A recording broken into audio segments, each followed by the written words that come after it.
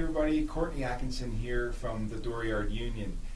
This is a show about entrepreneurialism, and each week on Wednesdays at 5:30 I get together with an entrepreneur who's a real badass and who's had success and some struggles, and we talk about real life stories locally from here in southern Alberta. And so tonight I bring to you Douglas Bergen from Bergen Associates and a bunch of other things that we're going to talk about tonight. So Douglas, welcome. Pleased to be here. Thanks for joining me on such short notice. We had a cancellation last minute, and you graciously agreed to come in on like 5 hours notice. So thank you for doing that. It's great to have you here. Good to be here. So Douglas, you and I have known each other for a while, and I have to admit, since I've known you, I've been impressed with all the things that you've done. You started your business, Bergen Associates, in 1985, I think, right? Correct. And so tell us a bit about how you got into this business, what drew you to that, and you can describe for our viewers what that business is. How's that sound? Right, that's great. So it's an interesting way to get into business, actually. So it started with a learning disability. Okay. I'm actually dyslexic. Okay. And so in grade school, no one knew what that was. And so I couldn't read. So all I did is look at pictures all day, and I was really good at drawing. So I decided to become a designer. Wow. And design buildings for a living so that I didn't have to read all day, but I could actually put my hand to paper and produce art. So I want to stop you right there. How did you navigate that? Because a lot of kids who are dyslexic are extremely frustrated. They act out, at a young age. They're not included in a lot of the class activities. They're not able to engage in a lot. So tell us just about those things. That's huge. It is huge, actually, and it's not everybody makes it. And so I had a very, very supportive family. Yeah. I grew up in a family where my father was very entrepreneurial. So my father's an inventor and very successful at it. And so I watched a model of how an entrepreneur starts a business from nothing, from scratch, and works his way through. Parents always supported me. Obviously, I didn't do well in grade school. I was always out in the hall. They were trying to get me to focus on my reading, but didn't understand that I actually couldn't read. Right. So, but I pushed through, and so I attribute a lot of my success as an entrepreneur because I think very much out of the box, and I'm always used to coming in the back door because I could never come in the front door because that's how everyone else came in. And there were signs on the front door, and you couldn't figure those signs out. Exactly. It was a bizarre childhood. I bet. And today I would have been diagnosed, but back then it took until I was at the University of Victoria, actually, where a prof, he just saw it. He says, "You're dyslexic," and I said, "What is that?" And Really? So he had me go back to actually my childhood, bring out a bunch of the letters and things cards I'd made for my mother, and looked at them, and he says, "Yeah, there you go." He says, and so I put it all together, did a lot of reading on dyslexia, and I actually do a lot of reading now, but slow, but I absorb well. Yeah. And so I enjoy reading, but I won't win any contests. That must have been a really freeing time at UVic to have that aha moment to be able to realize, oh my gosh, I've realized what this pain has been, right? Right, exactly, because certainly my grade school teachers in a small town where I grew up, they just saw it as an inability to learn. So I was labeled early on, and when you grow up in a small town, the same people you go to grade 1 with are the same people you go to grade 12 with. And so I was labeled early on as, the slow learner, disabled, whatever, and so you carry that label all the way through, not knowing why you can't read. Yeah.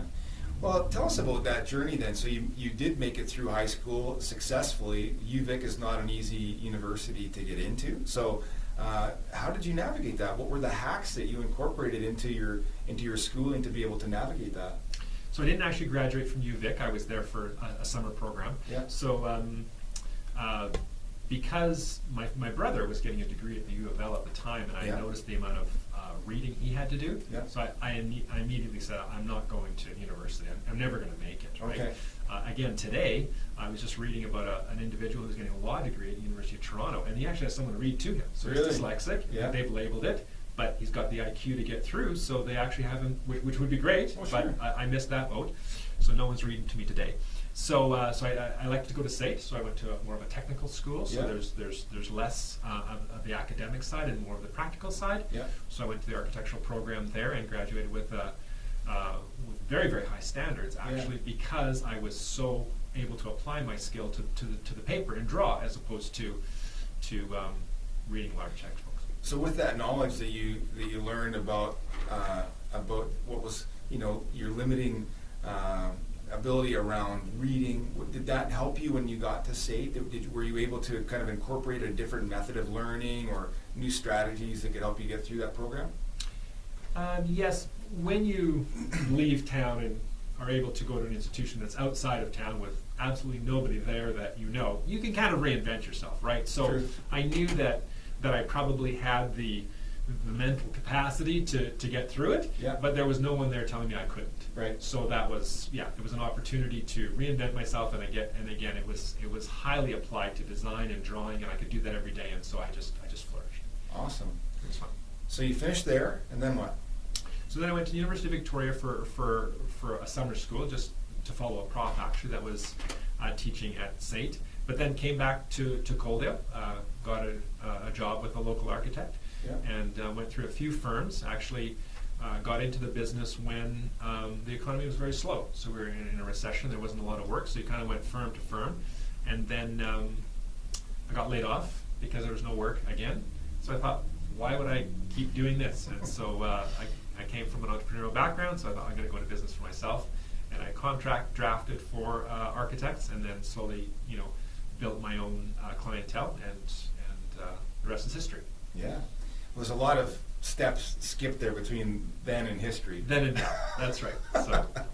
Okay, so was that 1985 when you said, okay, I've had enough, and I'm beginning to do this thing on my own. I'm going to contract to architects, and I'm going to build my own book of business? I think it was about 1989 Okay. when we incorporated and went on our own full time. Okay, neat. And so talk to us a bit about that transition. So one of the things that I like to touch on each show is that jumping off point. You've had, in your case and in most cases, some insecurity or some driving force that caused you to seek more security independently, entrepreneurialism. So tell us a bit about that. What was that first little while like? How painful was that? How easy was it to line the work up? What were the strategies that you used to build that book? Well, it was interesting because one day I was called into the boardroom, as many people were from the firm. A number of us got cut in the same day. And I was given my official pink slip that it was over. Mm-hmm. And so my wife actually worked in the same building I did for a separate company. She was a secretary, and we were driving home from work. We shared a car, and I had a smirk on my face. And so she said, "So what's up?" And so I said, with a smile, "I got laid off today." So she wasn't the one that prepared your pink slip, at least. She was not. She was not. But she didn't have the same smile. So I came from an entrepreneur. I was looking for an opportunity to go on my own. Awesome. Well, my boss gave it to me that day. Yeah. She wasn't nearly as excited. She didn't come from that background. Did you have children at that time? I did not have. We did not have children Okay. at that time. No, we had children quite a bit later. So that was one less stress that we had for sure. But we had mortgage payments, and there was responsibility for sure. Yeah. But I just put both feet to the pavement, and we got working right away, and we never looked back. So at that time, was prospecting something that you did by phone? Did you go knock on doors? How did you navigate that? There was a number of us, as I mentioned, that got laid off at the same time. So Yeah. we all kind of went on our own and sought our own. So the architects needed technologists, so they would. I got a little bit of work there, Yeah. and I actually was trained in the building code.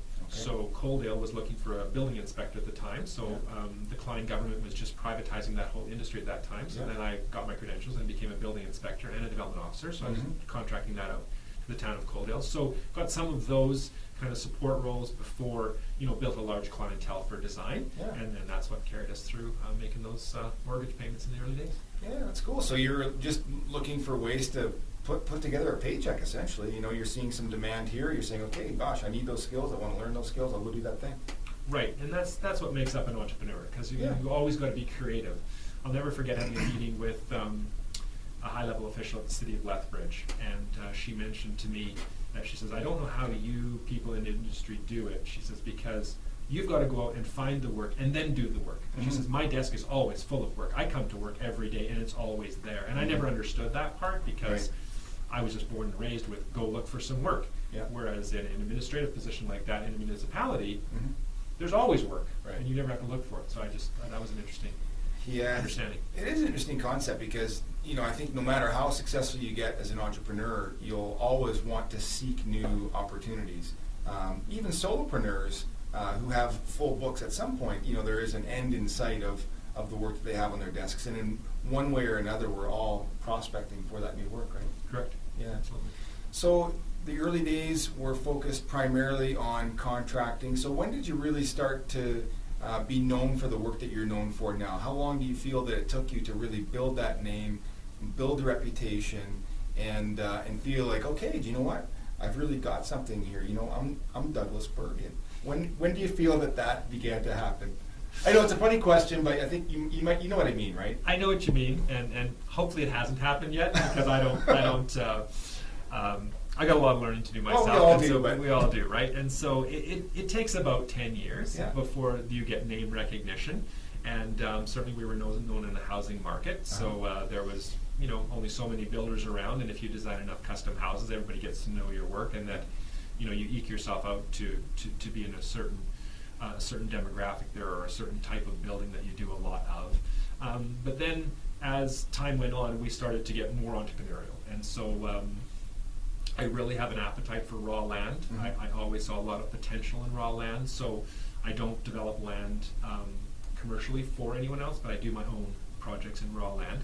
So I started at an early age buying rental property and then subdividing a large parcel of the back off so you could do another residence back there, and then slowly started to assemble raw land for subdivisions. And so that was just something that I really liked to do, and it's very, very challenging to get into. Yeah. And so we started to do that, and then looked for other opportunities as well, like the water tower project or what have you. Yeah. So let's work our way towards that. So you're 10 years in, you're catching your stride. Was that around the time where you're beginning to make those strategic investments and start to see your vision for how you wanted to grow your business down the road?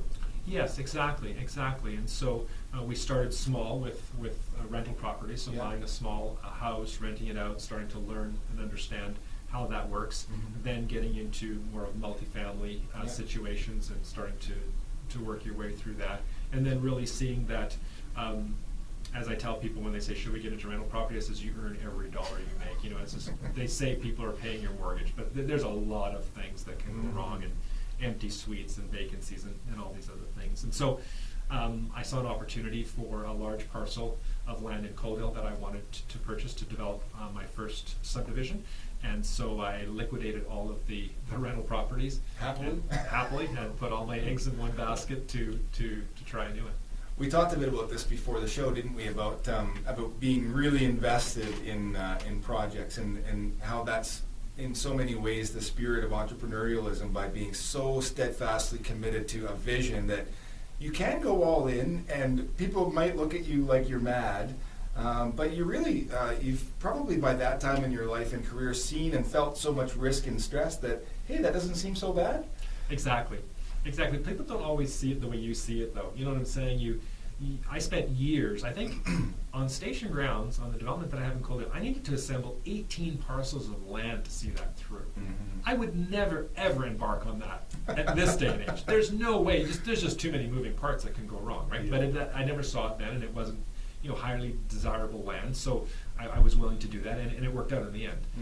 It took us 18 years to assemble all those parcels, and so now we're just getting into the final phase of that project. Had you told me that it would be 20 years out before we developed our final lot, I would have said, there's no way, right? But back then, the sky was very blue, and I didn't know what I didn't know, and so I went for it. But so you invest a lot of money and a lot of time, and you have a vision, but it takes the community sometimes time to catch up to your vision, right. And many of them will never actually catch it or understand it. So that's a challenge. And you have the municipality themselves, you have the stakeholders who run the municipality, and there's red tape, and we can talk more about that in a while. So, but how much of that visionary stubbornness do you attribute to what it took to get through school with dyslexia? Do you think there's any correlation there between like that steadfast inability to give up because you know what it's like to struggle reading, and then being able to attribute that to seeing a project through over 18 years? Is there any correlation there? I think there is, and I hope, and you can ask my wife, that I'm not stubborn, but I am tenacious. And so I think that there's a difference there. There can be negative connotations to stubborn, but certainly you have to set your course, and then there are times when you go through those times of doubt that you have to go back to the time when you were, I say, sane, and right. You made some solid business decisions on where this was going to go and what the end was going to look like. Right. And so yeah, there's a lot of things that happen in between, but if you can stick to the original vision and understand that you're there to build a community and that it's the best thing for all involved, then you've got something solid to hang on to and see that project through to the end. And so for our viewers, if you're not familiar with how attractive an investment a mobile home park is, I could tell you that with a lot of regularity, realtors like myself, whether we're dealing in commercial or residential or multifamily investments, often get phone calls. Do we know of any that are for sale? Do we know of any? I've called you a couple times on yours, and for obvious reasons, you don't have any intentions of selling it. Not the least of which would be how long it took you to put it together.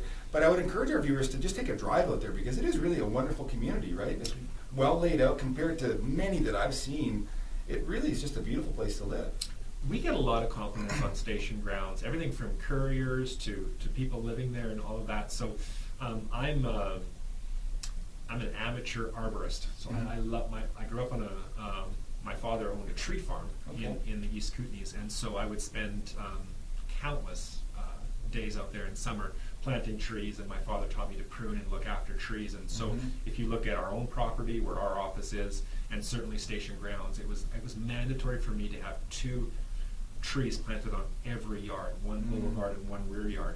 And so we nursed those trees. Some people were interested in them, some people weren't, but we were adamant. And so now our boulevards are full of these magnificent trees, hardwood trees.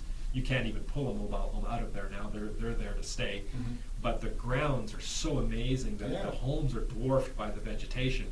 And it really is a great place to live. But you've got to have that vision that 20 years later, it's going to look like that. Trees don't grow overnight, and don't they say, there's a saying about planting trees, and I grew up knowing it, I've since forgotten it, but plant trees. Plant trees. Do it yearly. Do it yearly. That's exactly. I can't imagine what it must have taken in those early years to strategically plant that many trees, that at this stage in the game you can have such maturity and lush vegetation there. It looks really nice. And it's a vision. That's right. You have to have the vision for it and then follow it through. Yeah, cool. So walk us through maybe chronologically some of the other projects that you took upon. I know that there's Seasons in Coaldale, another beautiful development.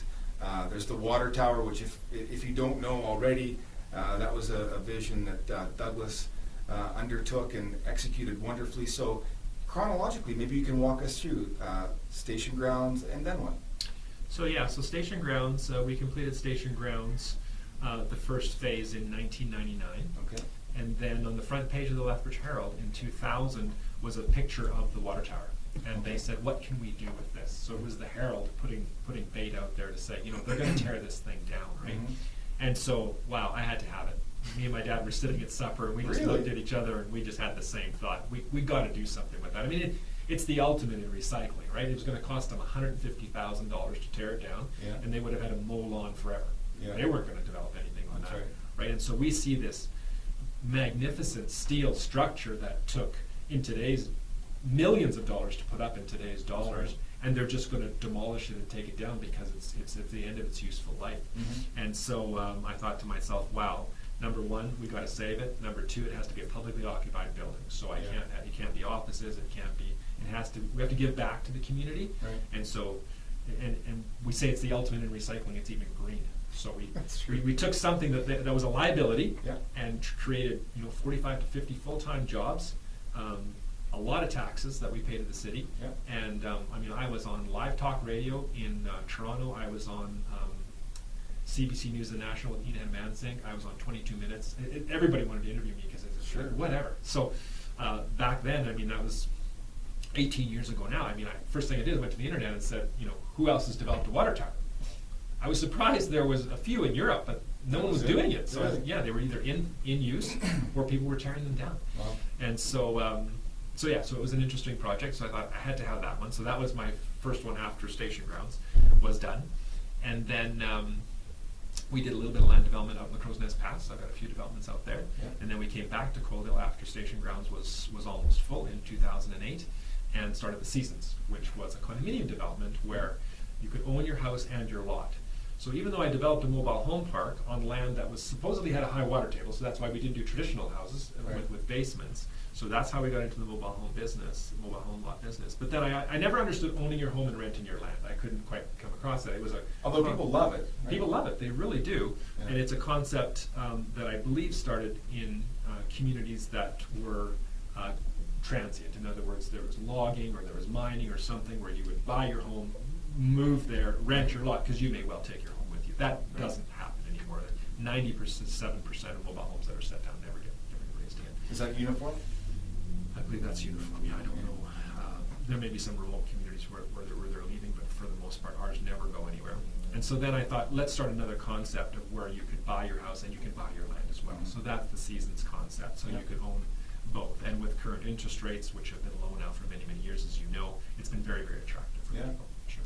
Yeah, and local manufacturers for these mobile homes, so you've got partnership opportunities. Right. Yeah, we've got two factories here right in town, and others that are other homes that are brought here, so it works. So let's go back to the water tower, because you blew right past all of the interesting bits in my mind to the point where there were people employed. But presumably there was, just a few years prior, water in that structure, and next thing we know, according to you, there's people working there. But there's a lot that had to happen. There's a lot that had to happen. So talk to us a bit about the due diligence and the timeline, because I'm really curious to know, so you see this thing in the paper, you reach out to the city, you say, okay, I think I'm the guy crazy enough to do this. Right. And they say, really? Like, somebody actually put their hand up, and you say, yeah, it's me. I think we can do it. You've probably got some butterflies by that point. You're trying to strike a deal with them. What happens after that? What do you do? It's a long story. So from the day that my dad and I looked at each other at the supper table, it was June 4th, 2004 when it opened. So that's a full 4 years later. So that's a long time to be carrying this vision with... And increasing amounts of money tied up. And skepticism. People thought you were nuts because nothing's happening, right? So the first order of business was to secure it from the municipality. So I approached the municipality with my idea. There was actually several ideas that came forward, but mine's the only one that kind of had any traction. And so I said, I want to buy this thing and I want to develop it into a restaurant. And they said, well, we're going to have it appraised.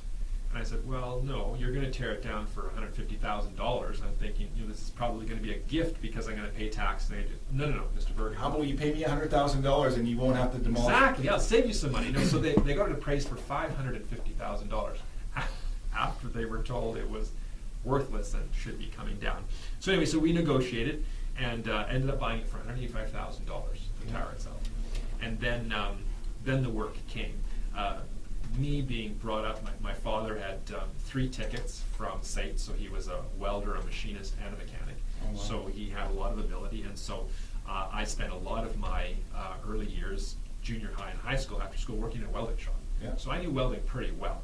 So I wasn't ticketed, so I couldn't officially weld on site, but I did a lot of unofficial welding on site, putting things together. Yeah. And the geometry of building the curved stairs and working within this round concave tank was a lot of geometry we had to come up with in developing this thing. And I remember going up and being in the tank. There was, of course, no windows. There was no openings. You'd completely lose your orientation. How would you get up there at that time? Like, was there stairs or something? There was kind of a stair ladder around the outside of the center stem. Oh, I mean, like literally externally. Yes, externally. Yeah, a lot of people couldn't stomach climbing it. Yeah. And then you would have to go through a pipe to get to the top of the water level. You have to literally climb through the water, so to speak, because how do you get to the top of the tower when it's full of water? You don't go over the tank, right? So there was, you couldn't be claustrophobic for sure. And so I can't imagine, like, you're taking your wife on the tour of, what you've just bought, right? Like, that's such madness. She didn't come on the tour. No, I mean, who would? This is awesome. Okay, cool. So you're climbing through this tube. You're trying to get to the top of the water. And so the first time I climbed through it and stood on top of this pedestal, I was with a city employee who had to take us up there for obvious reasons, and another friend, entrepreneur friend of mine. And we stood on top of this platform. And what amazed me when I looked inside the tank is it was in perfect condition. So they had cathodic protection, which is I'm not completely understanding of the method, but they electrically charge the water so rust can't take place. Really? So the tank was in perfect shape, which was one surprise to me. Yeah. And number two, there was no baffles in it. It was completely empty inside. Really? In Lethbridge? Yeah, in a void, exactly. So they had a boiler to keep it from freezing, so they had to actually heat the water so it wouldn't freeze and expand and break the tank. Yeah. But yeah, there was no baffles in it. So it was a blank canvas for us to work with. And so after many, many days of measuring and getting my surveyors involved and doing an as-built drawing of the sphere itself, we actually have 9,000 square feet of space inside on 3 floors. Wow. It's remarkable. It is remarkable. Yeah. So now to the average person, they're seeing only 2 of those floors, right? No, there's a mezzanine level inside. So Oh, there's a right. lounge level. That's correct, And then yeah. there's the restaurant level, and then there's the mezzanine level. So you can have, yeah, exactly. Okay, so I'm just trying to go back and go through the thought process of how you navigate this. So you've got your drawings put together, and then who do you even hire to do this job? Like, no, you can't go to somebody and be like, oh, hey, remember the job that you did on the water tower? No. Let's come weld something round. I know that, like, look around the city, there's no round offices. There's no round restaurants. Everything is a box. Right. And it's very limited, A, who understood what I was doing, and B, it's a small town, so your level of expertise just isn't what you've got in a larger center. And so, no, it was me. Yeah. So I was a general contractor, Yeah. and did much of the layout and building of the jigs to build the stairs on and stuff. And Larry Peterson, who was a friend of mine, ran Peterson Welding here in town since he's since retired, but he just saw the passion in me and how much I wanted this thing and believed in me. And so, yeah, we had to get a custom elevator car built. We had to meet all the code requirements. I remember being up there once with Jacob Weeb, who's a very, very loyal employee of mine. He's been through all these projects with me, and we were up there working one day, and it was really windy. And it was swaying, like a lot. And so I was actually sick to my stomach, not from the sway, but I was thinking, no one's going to eat up here because they can't hold their food, right? And so it was a tin can that was empty and like a reed. So the structural engineering side of me said, we need to weight this thing down. Right, the water was doing a service. Water was doing a service because there's no baffles in it, so it wasn't doing a lot of sway. It didn't need baffles when it was loaded, I see. Exactly. So it had 500,000 gallons of water in it, and we needed to replace that weight. And so the belly of the tank is all round, and so we couldn't build a floor there anyway. Yeah. So we sprayed it with spray foam to give us an R value, and then we hauled washed rock. So we have 30 inches of washed rock in the bottom of that tower, and all of a sudden it just stopped. It just went. Really? And so we had a crane bring up buckets of rock. We had a bobcat at the bottom of the tower, putting washed rock in this bucket, and then we would bring it up, literally put it in wheelbarrows and wheel it in and dump it. I can't It was insane. get over, well, I'm just picturing like the emotional trauma of being up there on that windy day thinking, oh no. This isn't going to work. I didn't, yeah, right, I own this sale now. Right, exactly. Well, and a lot of people, I remember one, a friend of mine who I did a lot of work for, he was walking down the mall, and it was just at that juncture when, is the water tower going to go, isn't it going to go? And he looked the other way, and he's a buddy of mine, right? So something, he says, you know what, Bergen, he says, you bumped your head too hard. He said, this is not going to work. It's such a great story because as entrepreneurs, you have those moments, right? And admittedly, I've not had one this large, but I've had these moments where I'm like, I'm going to try this thing, and then something happens, and you're like, oh man, what am I doing? It takes you a couple days, maybe sometimes a week, but you can often find these solutions, right? Absolutely. Yeah. Absolutely. You just got to keep going, and sometimes there's no choice. Yeah. Like you're in too deep. Like That's right. Now I got to find the solution because I like washed rock for this. So I want to know about the structures. I'm interested in construction. So was it you lay the rock and then is it a steel floor above that, or did you lay just typical trusses with welded joist hangers? How did that work? Well, the whole building has to be non-combustible construction because it's essentially a high-rise, and it all has to be sprinklered, and so it's washed rock, then reinforced concrete, and then a steel structure goes up for the second floor, and then QDEC, so a metal decking product, and reinforced concrete. So the whole thing is concrete and steel. Right. And we wanted to add that weight, so we weren't afraid to add anything to it. No. To this day, full of people, absolutely jam-packed. It's still only loaded to 2/3 of its capacity. Really? Yeah, and it's perfectly still. I've never seen a glass of water so much as move. In 100-kilometer wind, it does sway about an inch, but that's in a real severe wind. Wow, that's impressive. Okay, cool. So, so now you've gone through the process of building multiple levels inside, presumably towards, I don't know, what point did you start cutting window holes and things like that? Early on, we had to cut the window holes. We had to reinforce the walls because, ironically, metal has memory. Okay. So the first hole we cut, it actually, all the metal pushed out to where it wanted to be from 56 years earlier. Really? It's bizarre. So then we stopped cutting windows, and then we welded steel frames. There was no center floor in at that point, so Right. we welded steel frames 2 stories high, welded them all into the tank, and then cut the holes out so that the metal wouldn't move. Again, one more thing that you realize on the fly, right? Like, how am I going to solve this Yeah, problem? exactly. And of course, we had a lot of contractors that were subcontractors working there, coming to me with problems. Then my joke was, "What'd you do in your last water tower? Like, figure it out, right?" Right, like, Yeah. There was open no up the improvement. manual for turning a water Right. tower into a restaurant. Go to Right. page 72. Come on. Exactly. Yeah. Okay. Awesome. So now you've navigated the window thing, and then the finishing. Like the finishing in there is impeccable, and so that's a whole other thing. Trying to build a round room with presumably wood products, some drywall. I guess maybe in the drywall not so much because it's just on the inside, right? So everything had to be non-combustible, so we employed steel studs on the inside and then sprayed it all with spray foam to keep it warm. Yeah. To keep the R value, and then it's pretty traditional after you get inside of that. I mean, the concrete floors, you just put carpet on them and Yeah. drywall the walls and those kinds of things. But one of the biggest, I get a lot of compliments on my vision for it and my ability to build and how I put all that together in the same line of the questions you're asking. But that actually wasn't the biggest challenge.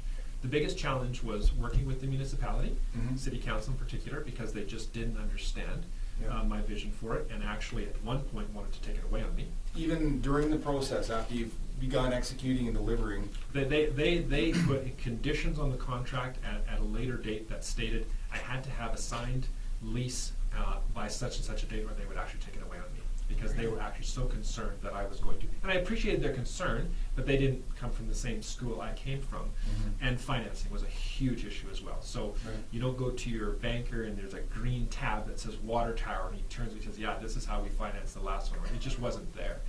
And so we were working with the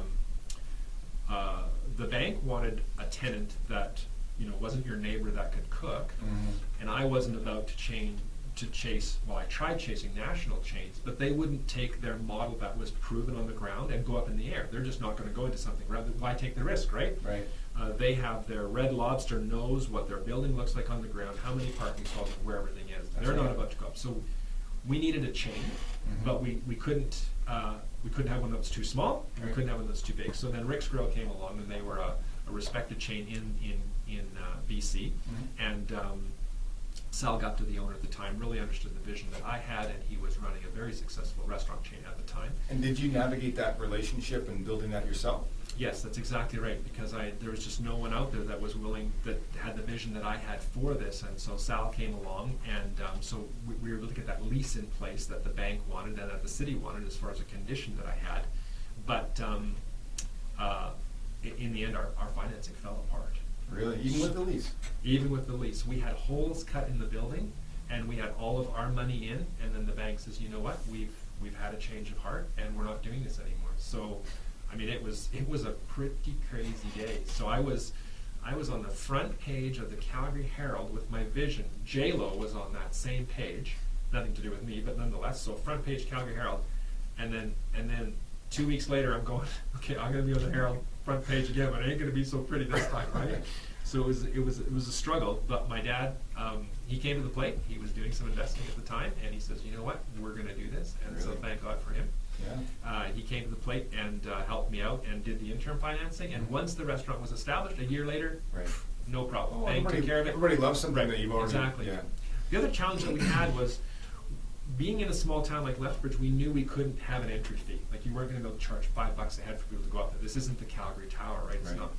So the restaurant was adamant that they would sell steak 100 feet in the air for the same price as a neighboring restaurant was selling on the ground. They didn't think people would pay the premium. Mhm. So we have an emergency generator, we have sprinkler system, we have high-rise insurance, we have all these extra costs that the restaurant on the ground doesn't have. Right. So how are we going to bridge that restaurant meal at the same price 100 feet in the air as on the ground. Yeah. And so that was our next challenge, and that's when we came up with the artboard concepts, Right. which are billboards right now. Yeah. And so we came up with that concept. I traveled to New York because I didn't want to do just normal billboards. I wanted to do something that was attractive. And so we came up with the concept of artboards after visiting some ad firms in New York, understanding what they were doing in Times Square, Yeah. understanding we weren't Times Square, and then came up with this concept. And so then when we went to our bank, we said, well, you know, what project have you worked on before that actually has a revenue stream coming in, because the artboards went up a year before we opened. True. And, you know, without the primary tenant in there. And they said, well, none, but too bad it's a water tower, go somewhere else. And so I visited a lot of banks, both local and across the country, and just couldn't find financing. And so, like I say, my dad came to the plate, and the rest is history. That's amazing. So the bank you sorted out after the fact, Rick's is in place, and it's a beaming success. And so now there's another restaurant that's opened there. Is that another franchise? I'm not sure what the... It's not a franchise, Yeah. but Rick's went through some struggles, Okay. and so they were growing too quickly, and the economy and all those things as far as BC and Alberta, where they were, they had a restaurant in Whistler during the Olympics, and that was actually a bad thing, not a good thing, because of labor and all those things, couldn't get them in, and so it was actually, so they were actually, they went bankrupt. Oh, I didn't realize that about Rick's. Okay. Yeah, so it was a very, very tough time for us. A lot of employees there. I tried to help those employees by kind of, you know, helping them along to kind of take over the restaurant, but that really didn't work out. And so we struggled for a few years. My forte is definitely not restaurateuring. It's bricks and mortar. And so then I was looking for the next tenant to go in. And so we had several offers, which we turned down. It just had to be right.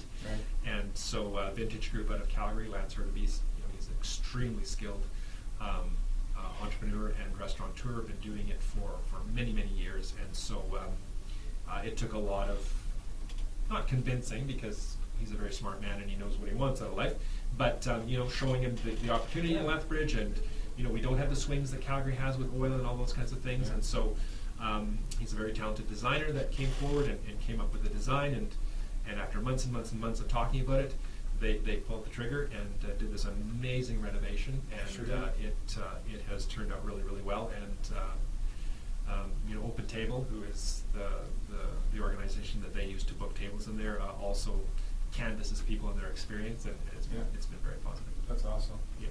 So that's another 18-year story. That's another 18-year story. Absolutely. Good math. Yeah. That's another 18-year story. Okay.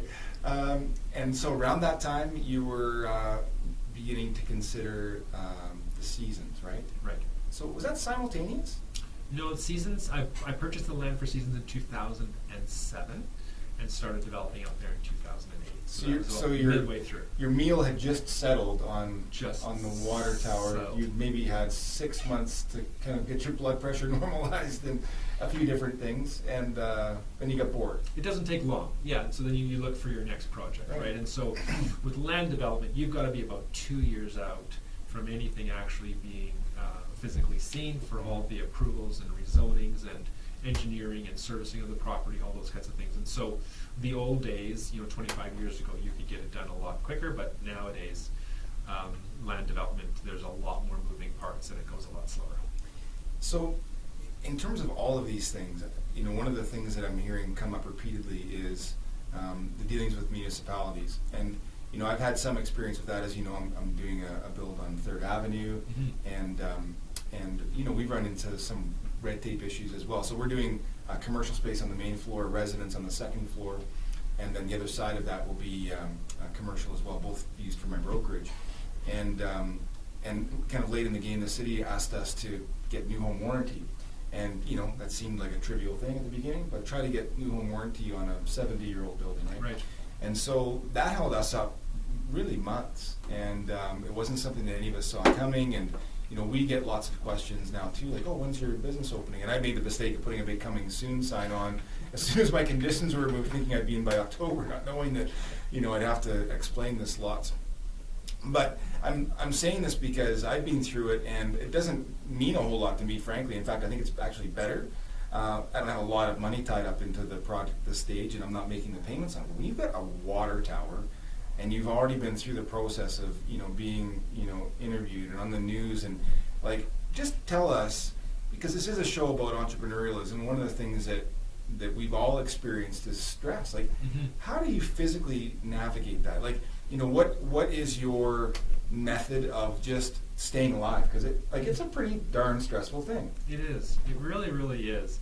And I think that you have to have your core values in place to survive through that, because you keep going back to them.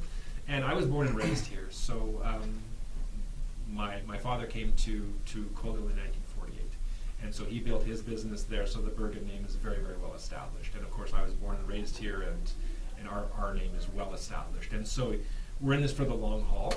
And I think that there are times when we embark on projects that not everybody's going to understand or appreciate. We see it, other people don't. There's a public process to that, which can be a painful learning thing. But at the end of the day, they have to understand that you have integrity and you believe in what you do, right?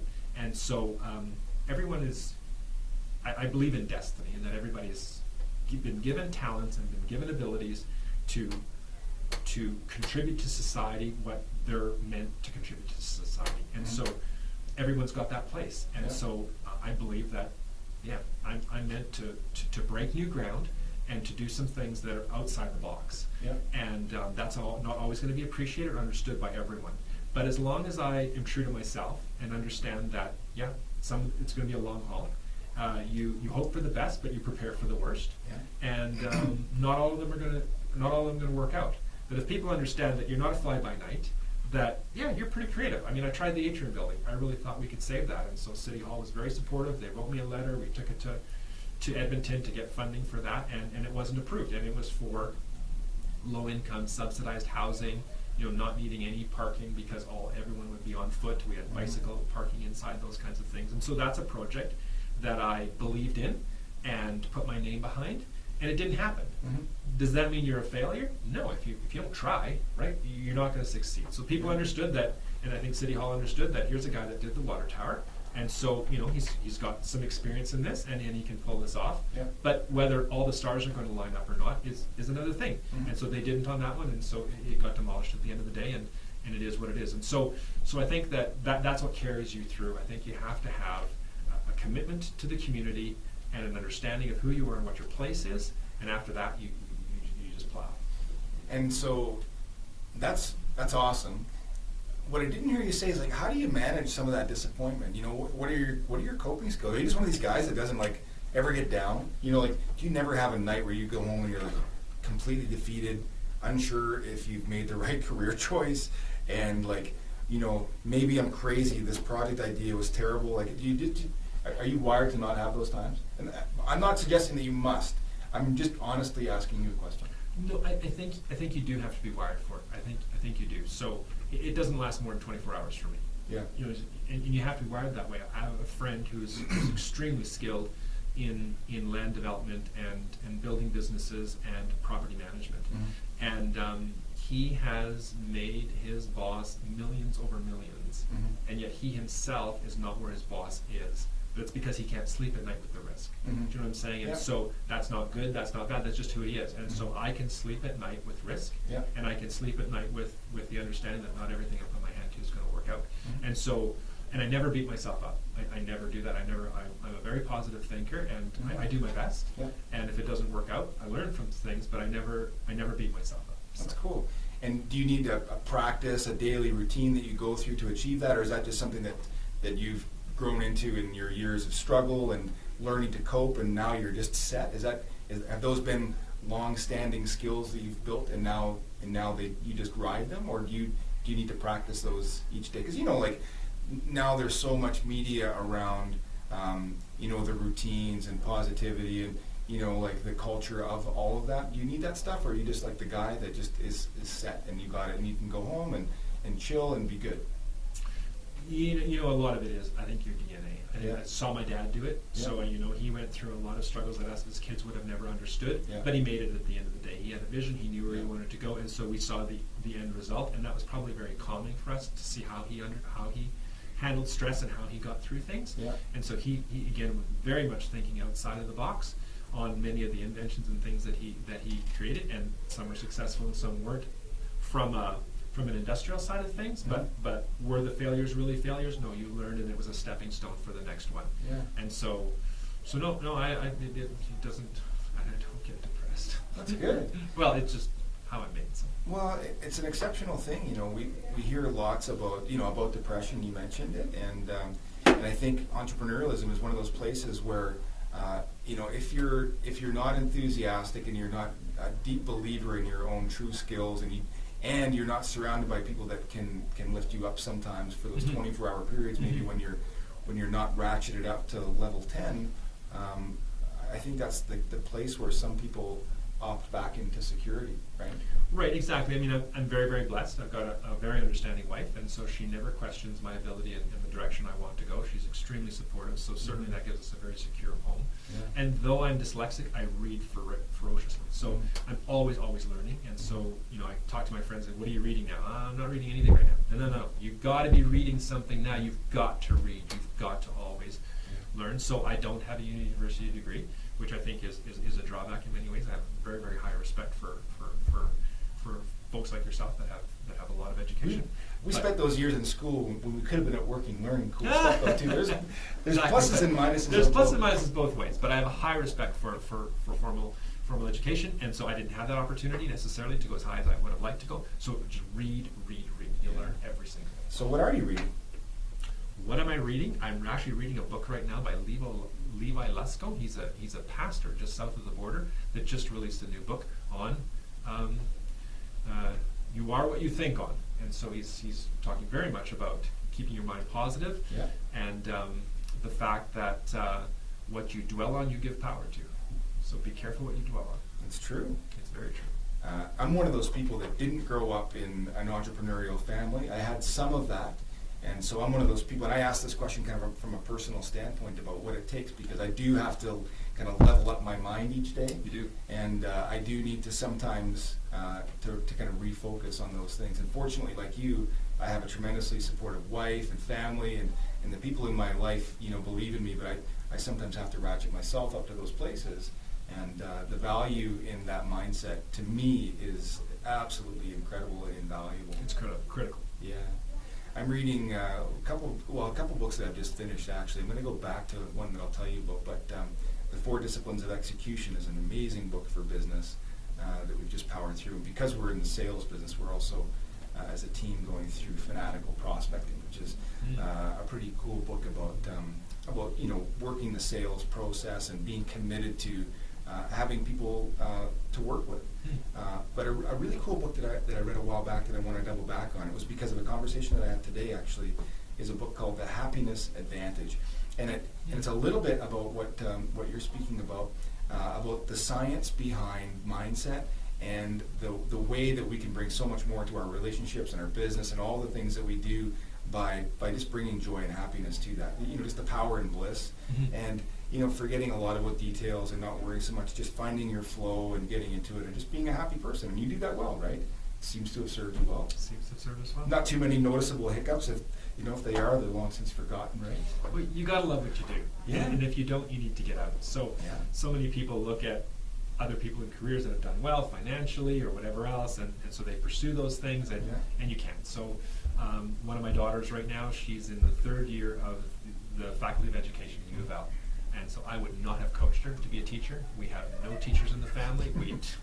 I do some teaching, but it's to my kids, and that's the end of it, right? So, you know, she said, "Dad, I want to be a teacher." And I go, "Yeah, well, but look at management. You know what? You can be in the business, whatever."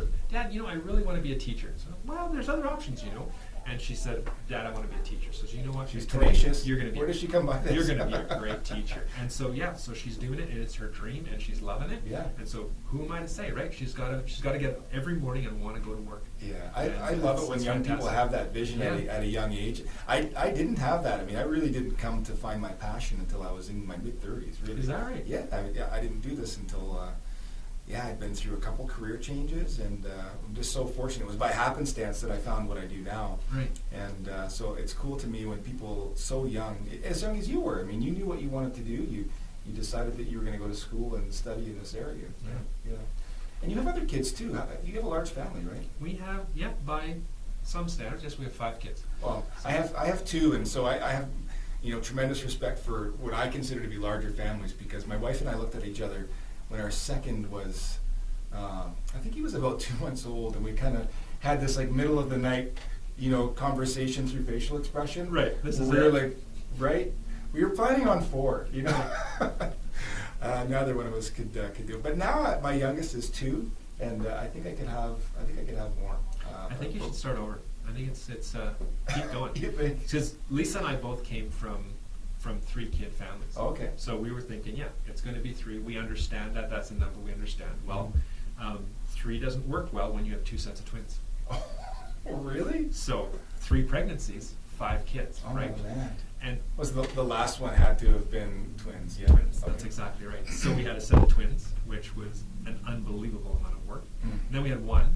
So she said, anybody that complains about having 1 kid, just let me smack them, because twins is exponential. It's not 2, it's more than 2. Right. And then the second set of twins, well, then you're just geared. You know what you're getting, and you just know how it's going to Now work. you're getting a big bus for a vehicle, and I tell you, you don't travel in airlines anymore, because Nope. you're looking at all these things. But I Local tell you, vacations. I would have had 7. So Yeah. the thing is, after 3, it's just a number, and so they start to work as a herd, and so really 7 wouldn't make a difference. And Yeah. once you had 1, yeah, 1 is 1, 2, yeah, 3, you've got a family. Yeah. And once you get over that, really, it's just, I would have had 7, because after that's just a number. I had a friend that described having a third as imagine having 2 babies in diapers, and somebody gives you a third baby, and you're in a pool. You're holding 2 children. Somebody hands you your third. But after that, you're drowning anyway. So it's 4 or 5. Right? And that's about it, right? Sometimes you feel that It's way. funny. You're the second person that I've heard. I have another friend in town here who's a doctor who had 2 children, and 3 went for 4, and then had 2 more twins. Yeah. And so yeah, interesting times. Yeah, we wouldn't change it for the world. It's amazing. Yeah. We've had a great time with these kids. Yeah. Well, I'm sorry. And what's the age range of your kids now? So the first set of twins are 19, Yeah. and then the boy is 16, Yeah. and then the last set is 14. That's an amazing range of ages. You're seeing all kinds of things through, puberty to, maturity and adulthood. That's a really exciting. It's a time. dynamic time. It's Dynamic time. dynamic time. You've had many We're dynamic times, Douglas. Let's Yes, be honest. exactly. That's just one element, It's right? just one more challenge. And it's great. We're loving it. If we could close out the show, Douglas, thanks so much for being here. It's been a short hour. Well, it has. With a few words of advice that you might impart upon some entrepreneurs that will be watching, what do you think you would say? Wow, what advice could I give entrepreneurs? Well, you need a good lawyer, and you need a good banker. It's great if you're married to your accountant, like I am. That's she often gives you the bad news that you're not doing as well on your projects as you might have thought. But certainly having your bean counter in-house, you can't go far wrong. That's She's right. there to remind you. You know you're going to hear the truth. Exactly. So I think that I thought you'd ask me the question, define success, because it's these things that these questions that you get, right? And what is success? And I think it has to go back to the comments I made earlier on what is your DNA, what makes you who you are. Yeah. And so it is so important that you get out of bed every morning and want to do what you do. Absolutely. And if you're called to the service industry, then go and serve people really well, because they'll appreciate it and it'll be really rewarding. It's not less, and this society can be less, right? And unfortunately, we live in a society where basically the higher the education you have, the more you get paid. And that really isn't right from a perspective of the gifts you've been given and how that is to serve society. But it Right. just happens to be where our society is built. But I'd much rather have less and be happy than have more and serve a slave that isn't fulfilling me every day. Right. So so many people, when I talk about success and your ladder to success and how you got there, Yeah. and whether success often is defined by how much you have. And I would say your cup is full if you get up every morning and you've been an amazing husband, spouse. Yeah. I've always said it doesn't matter what others think of me. It doesn't matter what Courtney thinks of me. Ask my kids and ask my wife. That's right. Those are the people that matter. And if those people hold you in high esteem and say, you know what, you are a person of integrity and you're true to your values, and you take those things that you've been gifted with and maximize that every day, you're going to be an incredibly fulfilled person, regardless of what that is. Warren Buffett shares that. Did you read his quote I didn't. the last couple of months or so? No? No. Okay, so his measure of success, what's he, the poor guy's the third richest man on planet Earth now after Right. Bezos and somebody else probably. The measure of success is at the end of your life, the number of people, not that you love, but that would say that they love you. Hey, so I couldn't agree with you more. I say it in my work, I would wake up and do it for free every day. So long as I had a roof over my head, food for my family, and a vehicle that I like to drive because I like vehicles. You like vehicles? But I could do that for very little money, frankly. And at the end of the day, shouldn't we all just have a smile on our face and feel like we've done something to contribute to our society and have family that love us for what we've done, right? Absolutely. Well, that's what it boils down to. Yeah, cool. It's fantastic. What a pleasure chatting with you. It's been a while since we connected. I really Yes. appreciate your time. I appreciate the invitation. It was Yeah, great. so good. Thanks so much. Thanks Bergen. so much. Take care. Thanks for joining us for the Dooryard Union. This is a show about entrepreneurialism and connecting with people like Mr. Douglas Bergen here and giving us all the opportunity to hear really cool stories from Southern Alberta. So I invite you to join us next week, Wednesday at 5:30 again for our next show. Thanks so much for tuning in.